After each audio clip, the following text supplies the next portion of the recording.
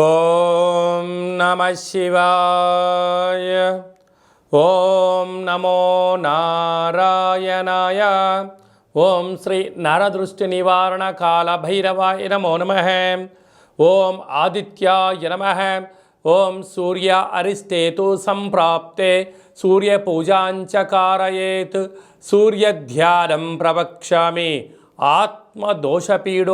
ఉపశాంతయే. మా ఛానల్కి స్వాగతం. చూస్తున్న వీక్షకులకు ప్రేక్షకులకు ప్రియ కాలభైరవ భగవద్బంధులకి స్వాగతం పలుకుతూ మమ్మల్ని ఎంతగానో ఆదరిస్తూ ఉండబడినటువంటి ప్రియ సోదరీమణులకు, సనాతన ధర్మ సంరక్షకులకు, జ్యోతిష్య అభిమానులకు అందరిపైనను ఆరోగ్యకారకుడైనటువంటి సూర్యనారాయణ స్వామి వారికి ఆశీస్సులు ఉండాలని కోరుకుందాం. 30 సంవత్సరాల తర్వాత రవి భగవానుడు శని స్వక్షేత్రమైనటువంటి కుంభరాశిలో శని అక్కడగా ఉండబడినటువంటి శని చేత రవి 30 సంవత్సరాల తర్వాత కుంభరాశిలో సంచారం చేయడం జరుగుతుంది.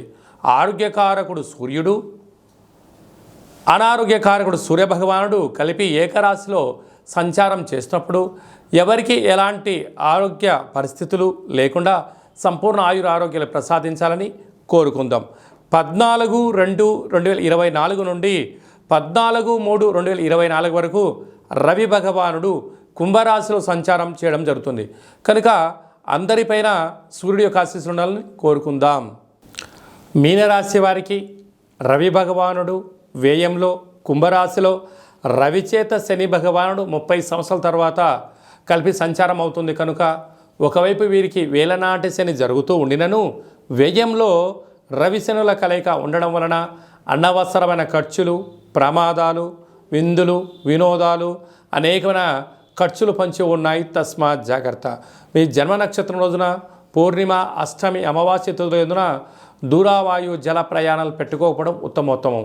క్రయ విక్రయాలకు ఇది సరైన సమయం కాదు.